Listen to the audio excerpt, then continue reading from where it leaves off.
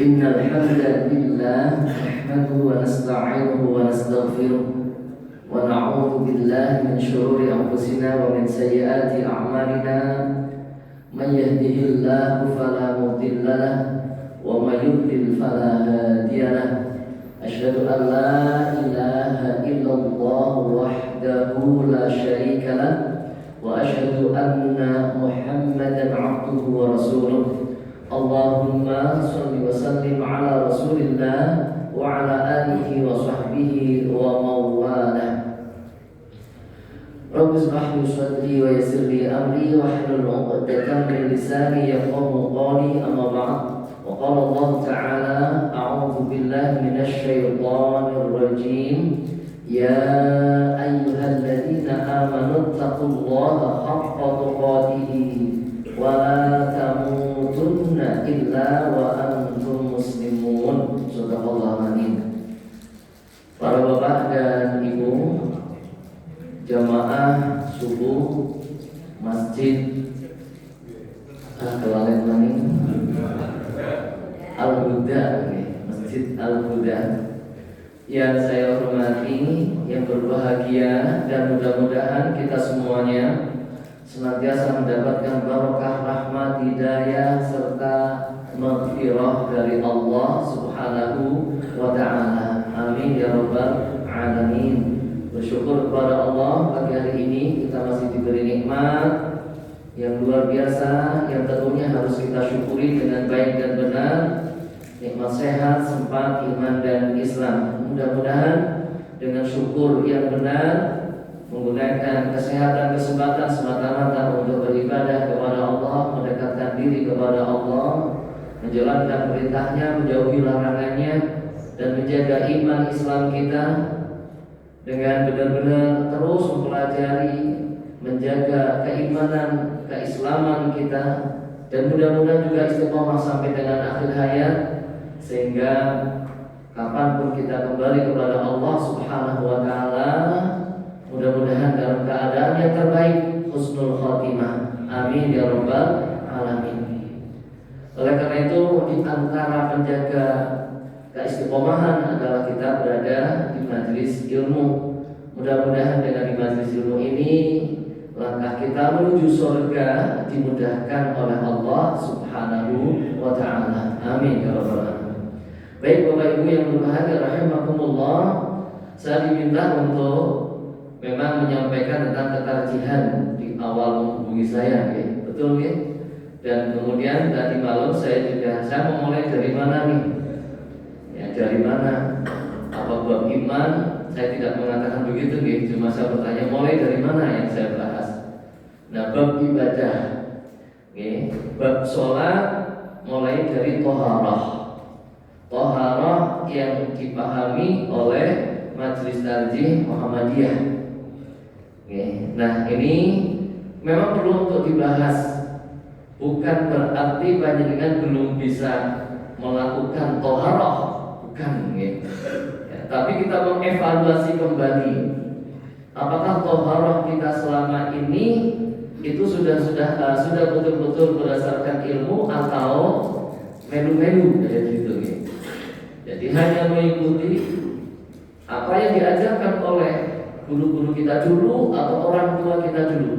Ternyata banyak masyarakat, bahkan warga Muhammadiyah, bahkan pengurus Muhammadiyah, bahkan ini itu belum paham, Pak, tentang bagaimana ibadah menurut pemahaman Muhammadiyah dengan dalil-dalilnya. Jadi Muhammadiyah begini, dalilnya apa? Mana yang dipakai? Itu masih banyak yang tidak mengetahuinya, Pak. Jangankan warganya, pengurusnya itu juga masih banyak. Nah ini, ya. Oleh karena itu, dalam rangka untuk juga mensosialisasikan pemahaman Muhammadiyah terhadap masalah ibadah, kita kaji bersama-sama mulai dari Kitabut Thaharah, bab bersuci. Bersuci ada berapa macam, Bapak Ibu? Hissiyah kal anjasi min ghairi wa ghairihi, wal ma'nawiyah kal uyubi wal ma'asi. Jadi thaharah secara bahasa itu apa? an-nadhafah, bersih, ya. Wal khulus, ya. Bersih dan suci minal awsahil adnas awil adnas, dari segala bentuk kotoran ataupun najis al-hissiyati, najis yang dapat dilihat seperti kencing ataupun lainnya. Dan secara maknawi najis itu adalah yang tidak kelihatan zatnya seperti aib ataupun dosa. Ini najis secara maknawi. Jadi najis itu ada dua, najis secara hakiki, secara maknawi. Najis secara hakiki adalah benda, ya, benda yang kotor, yang terlihat, ya, seperti kencing, seperti baul, ya, kencing, kemudian BAB, kemudian bangkai dan lain sebagainya. Itu najis. Nah, secara maknawi najis itu apa? Kalau uyub, ya, uyub itu apa? Aib, ya, aib, ya, dosa, ya, wal ma'asi, perbuatan maksiat. Ini secara bahasa, ya, makna daripada taharah. Kemudian secara syariat, an-nadhafatu minan najasati haqiqiyyah kanat wa hiya al-khubath aw hukmiyah wa hiya al-hadas. Secara syariat yang namanya taharah, ya, taharah bersuci itu adalah an-nadhafah minan najasati, bersih dari najis, baik najis yang hakikiyah, ya, yaitu apa? Al-khubath, ataupun najis yang hukmiyah, yaitu al-hadas. Nah, najis yang hakikiyah yaitu tadi benda. Maka disebutkan wal khubathu fil haqiqah ainun mustaqbirah syar'an. Ya. Jadi benda yang dianggap kotor oleh syariat. Ya. Jadi benda yang dianggap kotor oleh syariat itu khobat, bendanya, ya, bendanya. Jadi kalau orang melakukan perbuatan kencing, itu di situ ada dua, Pak. Ada dua, bukan iya, ada dua najis, gampangannya gitu. Ada dua najis. Ada dua najis, yang satu berbentuk khobat, yang satu berbentuk hadas, kayak gitu ya. Sebetulnya sih bukan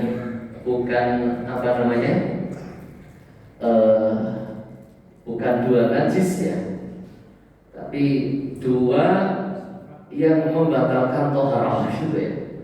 Dua hal. Gimana ya? Kurang tepat juga. Karena najis tidak membatalkan toharah, Pak. Ada dua hal gitu aja ya. Ketika kita buang air kecil atau buang air besar, itu ada dua poin di sana. Yang pertama kita hadas, ya. Yang kedua kita mengeluarkan najis.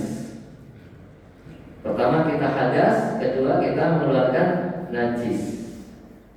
Bapak Ibu, najis itu menyebabkan kita batal wudunya atau tidak? Halo? Najis menyebabkan kita batal wudunya atau bukan? Panjenengan sudah wudu, berjalan, menginjak kotoran, menginjak, misalnya itu saya mungkin pipisnya anak, misalnya anak yang sudah besar lah, misalnya, itu wudunya batal atau tidak? Halo? Ada yang batal, ada yang tidak. Wudunya tidak batal. Ya. Yang membatalkan wudu najis apa hadas? Yang membutuhkan wudu najis nopo hadas? Hadas. Al-hadatsu wasfun syar'iyyun yahillu fil a'dha'i yazidu taharah. Jadi sifat syarat yang melekat pada anggota tubuh dan ia dapat menghilangkan kesucian. Jadi yang menghilangkan taharah kita itu adalah hadas. Hadas bukan najis.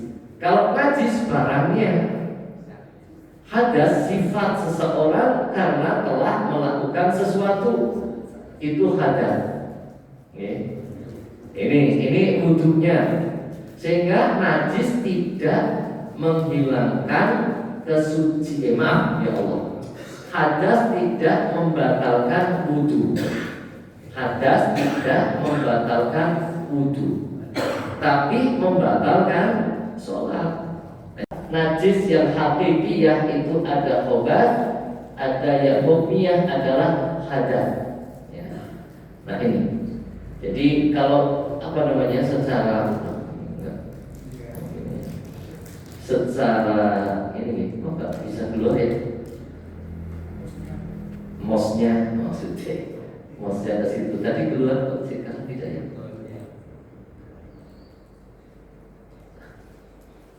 Nah itu.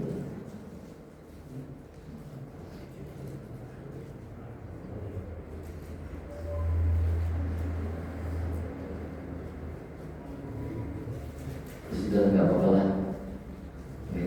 Tadi kan keluar ya. Ya, mosnya nggak keluar. Ya, ya nggak apa-apa ya. Untuk mosnya. Jadi saya ulang kembali Bapak Ibu, at-taharatu syar'an, bersuci secara syariat adalah kita membersihkan diri dari najis. Yang memang secara syariat pemahamannya adalah ada najis yang hakiki, ada najis yang hukmi. Ada najis yang hukmi. Najis yang hakiki disebut dengan khobat. Najis hakiki disebut dengan khobat. Khobat itu kotorannya. Kemudian najis hukmi secara hukum itu adalah hadas.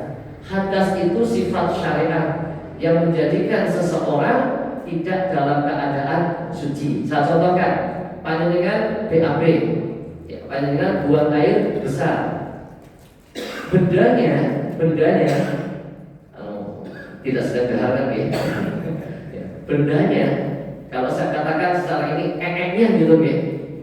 Ekeknya itu adalah khobat, kotoran yang najis, itu ekeknya. Tapi keluarnya proses keluarnya itu adalah hadas. Itu oke. Jadi hadas salah satunya kan keluarnya sesuatu dari dua jalan. Keluarnya sesuatu dari dua jalan, jalan depan dan jalan belakang. Keluarnya sesuatu, bukan sesuatunya yang keluar, tapi proses keluarnya sesuatu. Karena ada sesuatu yang keluar dari dua jalan, maka seseorang menjadi hadas, menjadi batal wudhunya. Yang keluar bendanya namanya khobat, kotorannya. Oke. Nah, khobat ini najis, khobat ini najis. Hadas membatalkan wudhu, najis tidak membatalkan wudhu. Begitu Pak, oke? Najis tidak membatalkan wudhu. Sehingga kalau panjenengan sudah wudhu mau sholat kemudian menginjak kotoran, cukup dicuci saja, oke? Cukup dicuci kotorannya, kemudian langsung sholat, itu sah sholatnya. Itu Bapak Ibu, oke? Baik, itu sah sholatnya. Kita lanjutkan.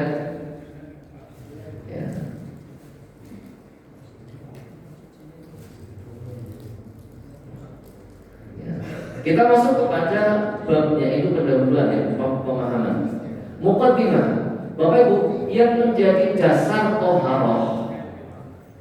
Bapak Ibu sudah sering melakukan toharoh, wudu, tayamum, mandi, ya kan seringnya. Kemudian dalilnya apa? Di dalam Al-Quran yang menyebutkan tentang toharoh, yang memerintahkan kita untuk berwudu, untuk mandi, untuk tayamum, itu surat berapa? Ayat berapa? Surat apa? Halo? Yang bisa menjawab saya kasih hadiah 1 set buku saya. buku tentang fatwa toharoh dan buku tentang turunan toharoh. Itu cetakan saya. Kalau ada yang bisa. Al-Maidah yang berapa? Jangan ngepak dulu. Batal itu sudah karena ngepak. Ya. Ayat berapa? Al-Maidahnya benar? Ayat 6. Oke, saya kasih hadiah. Langsung ini ya. Oh, diwarai ini sama bapak. Sama bapak ya. Nah, ini saya kasih buku. Ini panduan buku. Meskipun cetakan pertama, insya Allah akan kita sempurnakan kembali. Ya. Kalau ada yang butuhkan nanti insya Allah juga bisa menghubungi Mas Sudarsi. Silakan. Oke. Muqaddimah. Ya, di dalam muqaddimah ini disebutkan dalil tentang toharoh. Yang ternyata masih banyak yang tidak tahu, Bang. Ya, dalil tentang toharoh. Kita diberitakan oleh Allah ketika akan sholat, untuk berwudu, untuk kalau hadas besar untuk mandi, atau ketika tidak bisa wudu tidak mandi, kemudian tayamum. Itu Al-Maidah ayat 6, Pak. Nah, ini kita harus paham itu.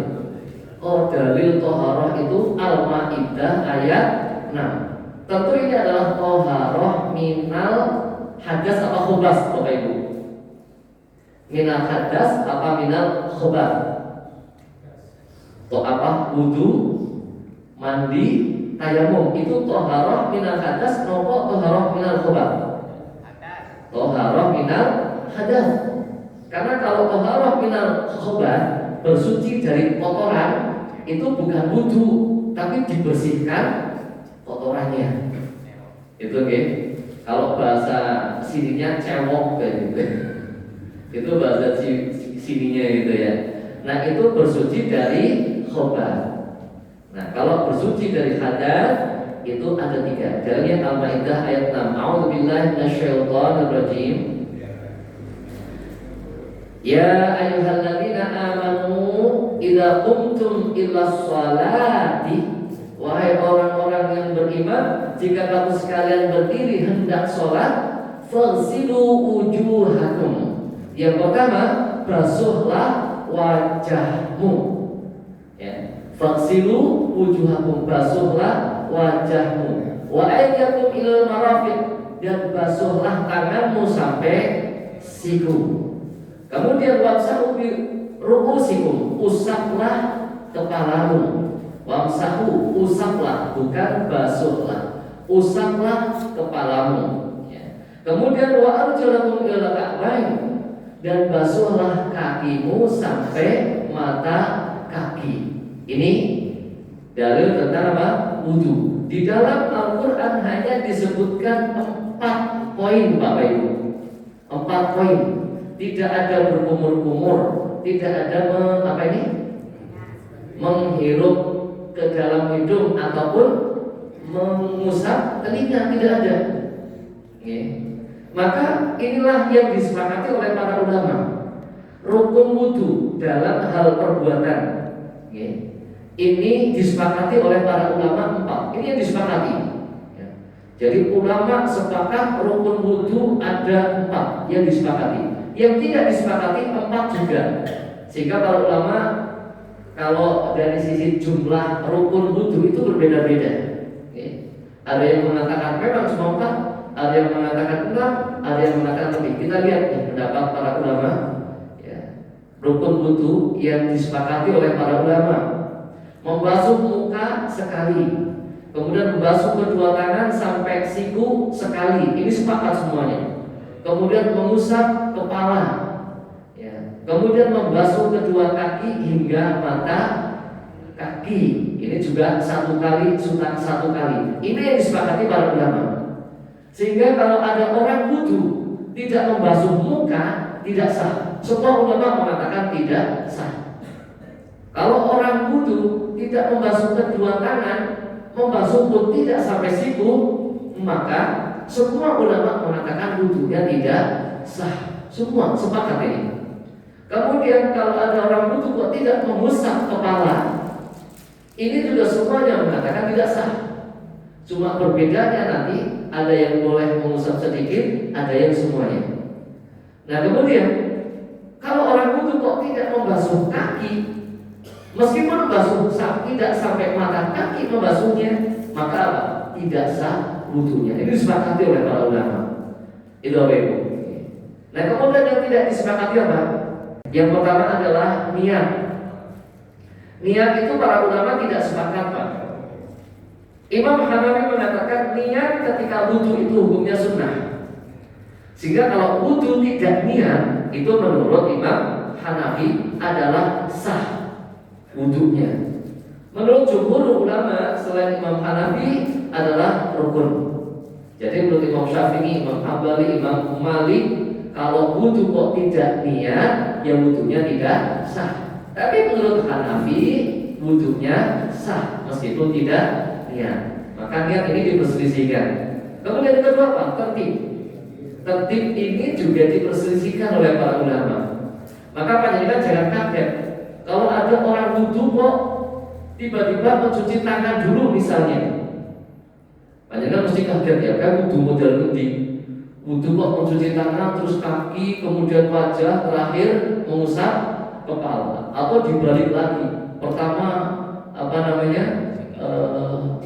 membasuh kaki, kemudian mengusap kepala, kemudian wajah, terakhir tangan. Nah, ini ternyata memang ada ulama yang membolehkan karena urut itu, tertib itu sunnah. Yaitu menurut Imam Hanafi dan Imam Malik. Ini sunnah muakkadah. Sehingga kalau tidak urut itu wudunya sah. Menurut dua pendapat ulama ini. Menurut pendapat yang lain Syafi'i dan Hambali itu fardu rukun. Sehingga harus urut. Ini menurut siapa? Syafi'i dan Hambali harus urut. Nah, kemudian berturut-turut. Yang ketiga mumalah, berturut-turut. Berturut-turut itu Pak. Berturut-turut itu kita tidak boleh dijeda dengan perbuatan-perbuatan yang tidak ada kaitannya dengan wudu. Itu namanya berturut-turut. Kalau dijeda, misalnya panjenengan sedang wudu, ya, belum selesai wudunya panjenengan kemudian ngapain dulu kayak gitu ya. Misalnya ibu kemutan lagi wudu, nembe nyuci muka, kemudian nang pedangan lagi goreng tempe, kudu dipateni komporeng. Melayu mari pedangan goreng tempe disit terus nang goreng tempe. Goreng tempe rampung, kemudian ke tempat wudu lagi meneruskan wudunya. Itu namanya wudunya tidak mualah. Tidak mualah. Nah ini nih. Kemudian ulama mengatakan Imam Hanafi dan Imam Syafi'i mualah itu sunnah. Sehingga kalau diselingi perbuatan yang lain seperti itu boleh. Goreng tempe dulu, kemudian ya, selesai kembali lagi meneruskan saja tidak diulangi. Itu sah wudunya menurut Imam Hanafi dan Imam Syafi'i. Sementara menurut Imam Malik dan Hambali itu tidak sah. Harus mualah, tidak boleh diselingi dengan perbuatan apapun, tidak boleh diselingi dengan perbuatan apapun. Itu Bapak Ibu. Kemudian yang terakhir itu menggosok, ya, ad-dalku, menggosok atau mengusap, ya, wajah diusap, ketika basuh tangan diusap, basuh kaki diusap. Ini ulama juga tidak sepakat. Jumhur ulama mengatakan itu sunnah. Jadi jumhur ulama mengatakan sunnah. Maka ketika ada orang wudu, Pak, cuma kayak gini saja, tidak diusap di bawah keran, cuma gini-gini tok. Ya. Kadang-kadang ada kaki ya, yang sering kita lihat itu kaki ungkang-ungkang tok, muter-muter sikile gitu ya.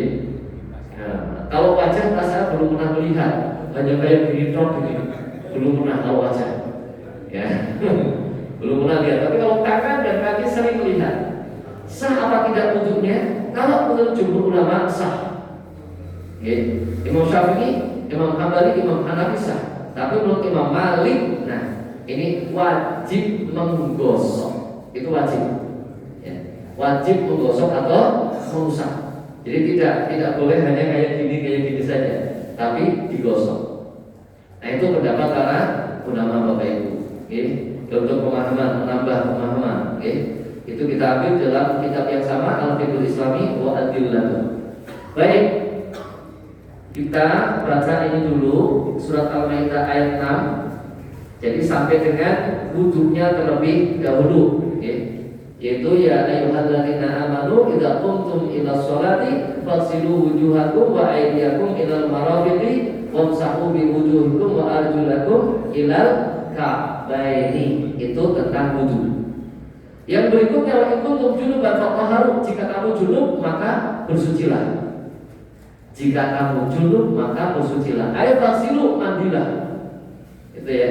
Jadi kalau junub diberitakan dalam ayat ini mandilah.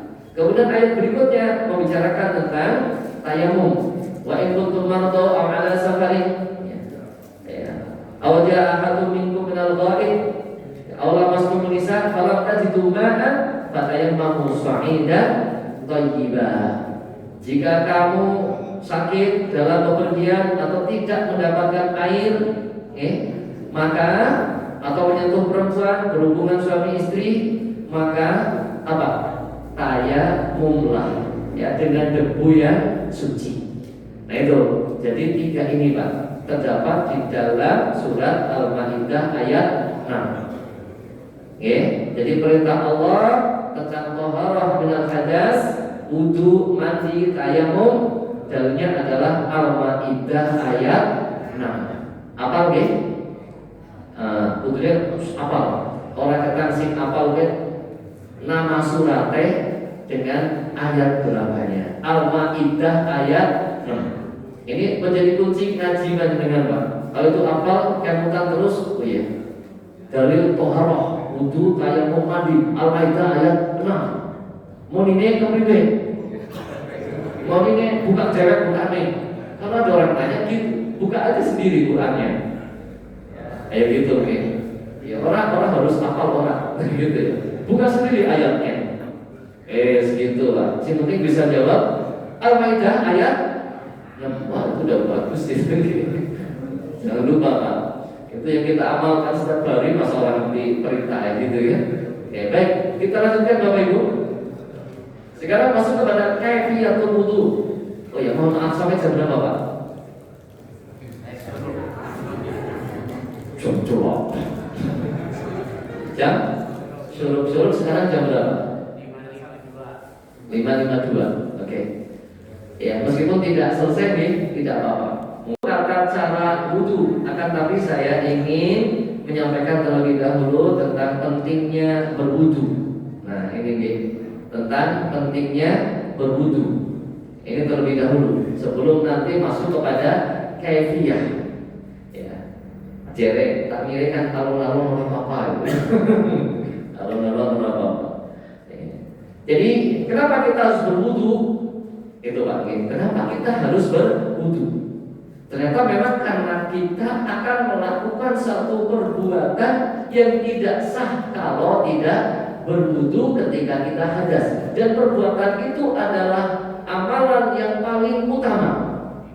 Yang paling utama, yang membedakan kita dengan orang kafir. Amalan yang pertama kali akan dihisab oleh Allah, dimintai pertanggung jawaban, yaitu sholat. Maka wudu menjadi sangat penting bagi kita. Nah, ini ya. Maka ittafaqal muslimuna ala anna taharah min al-hadath thalathah asnaf. Bahwasanya kaum muslimin sepakat bahwa taharah min al-hadath, bersuci dari hadas, itu ada 3 macam, yaitu apa? Wudu, kemudian apa? Mandi, dan sebagai ganti daripada mandi dan wudu adalah tayamum. Ini sudah disepakati. Ini thaharah minal hadas, disepakati. Ada 3, yaitu wudu, mandi, dan pengganti keduanya adalah at-tayammum. Tayamum. Kita lanjutkan. Ta'riful wudu, definisi wudu. Pengertian wudu itu apa? Wudu niku napa Pak? Al-wudu'u fil lughah. Wudu secara bahasa ismun, ya, suatu nama lil fi'li untuk suatu perbuatan. Artinya isti'malul ma'i fi a'dha'in makhsusatin. Wudu itu menggunakan air untuk membasuh anggota badan tertentu. Itu secara bahasa. Kemudian secara syariat, wudu itu adalah nadhafatun makhsusatun. Ya. Bersuci secara khusus. Bersuci secara khusus, makhsusatun. Okay. Awwa af'alun makhsusatun. Atau maknanya juga adalah af'alun makhsusatun, perbuatan tertentu, muftatahatun, yang diawali dengan niat. Ya, muftatahatun bin niyati, diawali dengan niat. Wahwa, perbuatan itu adalah ghuslul wajhi, membasuh wajah, wal yadaini, dan kedua telapak tangan, wa mashur ra'si, ini kebalik nih, mengusap kepala, warijlaini, dan membasuh kedua kaki, ya, membasuh kedua kaki. Ini empat anggota ini yang memang disepakati oleh para ulama. Nah itu Bapak Ibu, itu yang disebut dengan wudu. Atau secara jelas, wa awdah ta'rifun lahu, yang lebih jelas pengertian wudu itu apa? Annahu, bahwasanya wudu itu adalah isti'malu ma'in tahurin fil a'dha'il arba'ah, mempergunakan atau menggunakan air yang suci untuk membasuh anggota tubuh yang empat, ala sifatin, menurut sifat-sifat maksusatin yang tertentu, fi syar'i, sesuai dengan syariat. Jadi wudu itu menggunakan air yang suci untuk membasuh anggota yang empat berdasarkan sifat-sifat yang tertentu sesuai dengan syariat. Jadi tidak boleh nganggo karepe dhewe. Bagaimana cara membasuh tangan, bagaimana cara membasuh muka, membasuh kaki, itu ada ketentuannya secara khusus. Nah, itu Bapak Ibu. Oleh karena itu kita harus hati-hati sekali. Harus hati-hati, tidak boleh gampang mempermudah, nganggap sepele tentang wudu. Nah sekarang bisa kita lihat Pak, orang wudu itu, ya Allah, masih banyak sekali sih wudunya koprat kampret, betul. Banyak sekali Pak, wudunya koprat kampret, ya Allah. Dari awal, mohon maaf nih, kadang-kadang ini disepelekan Pak. Ya mungkin apa ya, sudah merasa tulis benar, sudah dari dulu seperti ini. Buka keran bersalah. Ada apa enggak Pak? Buka keran bersalah. Tapi disalahkan ya orang gelem. Contohnya salah Pak, buka keran. Masa anak buka keran salah? Iya Pak, salah. Nah, buka kepol misalnya. So, goleng gojos itu banyunya itu banter banget. Salahnya di mana Pak? Salahnya boros air. Kedua, tabdir. Dua kesalahan Pak. Ya boros, ya tabdir. Ini semuanya tidak boleh. Wala tubaddir tabdira. Innal mubaddirina kanu ikhwana syayatin. Sungguhnya mubaddir itu adalah kelakuannya setan. Itu pertama. Kemudian boros, israf. Innallaha la yuhibbul musrifin. Allah tidak suka orang-orang yang berbuat israf. Nah itu boros air. Makanya dalam hadis itu Nabi wudu yang saya lupa. Nabi wudu itu hanya menggunakan satu mud. Itu kalau gampangannya ukuran sekarang ya, setiduk wis lah. Gampangannya ya, itu setiduk. Satu mud itu tidak ada 1 liter Pak. Tapi ini bukan gampangannya gitu. Karena di rumah kita adanya apa? Ciduk, bukan ember. Seciduk itu wudunya, panjenengan cukup nggak kira-kira wudu seciduk? Biasanya orang cukup gitu. Biasanya nggak cukup. Seember kadang-kadang nimba mani kayak gitu ya. Ini Rasulullah mandi itu, kalau mandi janabah itu juga ngirit sekali, ya. Hanya satu sok sampai dengan 5 mud.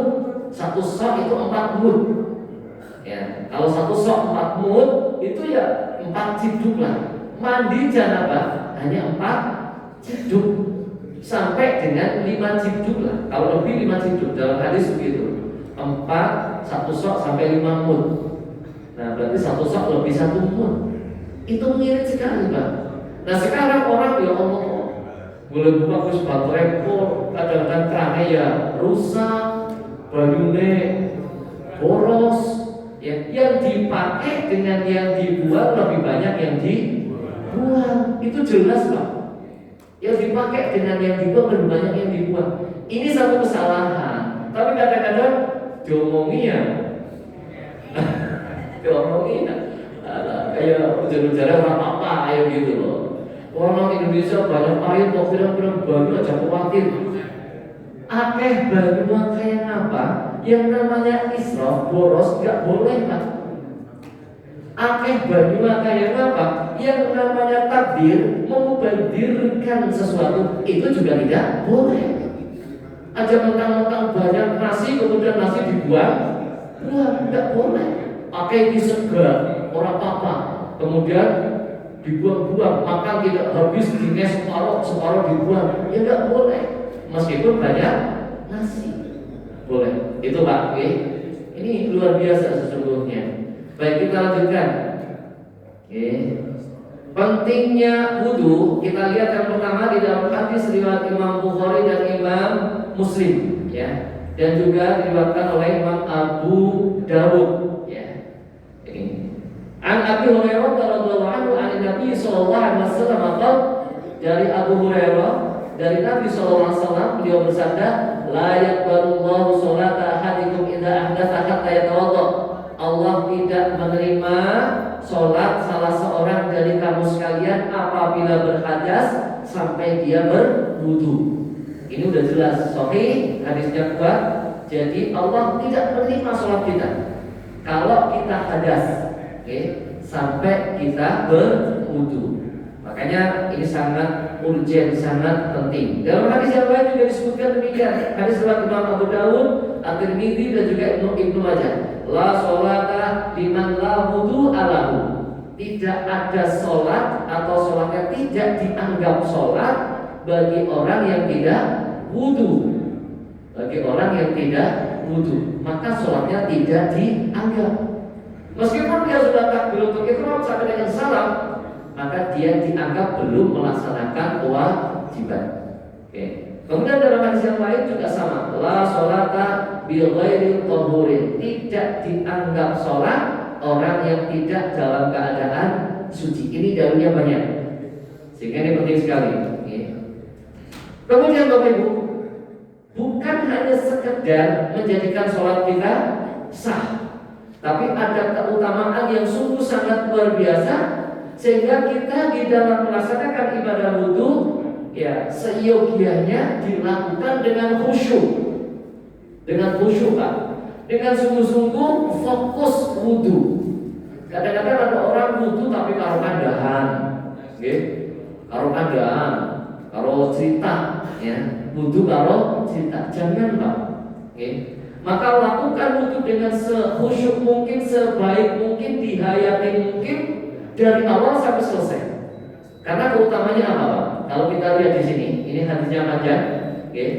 Jadi anna Rasulullah sallallahu alaihi wasallam qala idza tawaddaa al-'abdu al-muslimu aw awil mu'min fa ghasala wajhahu kharaja min wajhihi kullu khati'atin.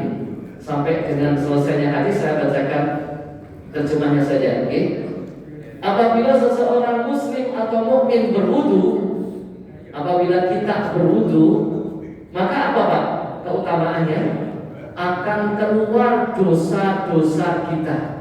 Ketika membasuh muka, maka keluar dosa-dosa dari wajah kita, ya.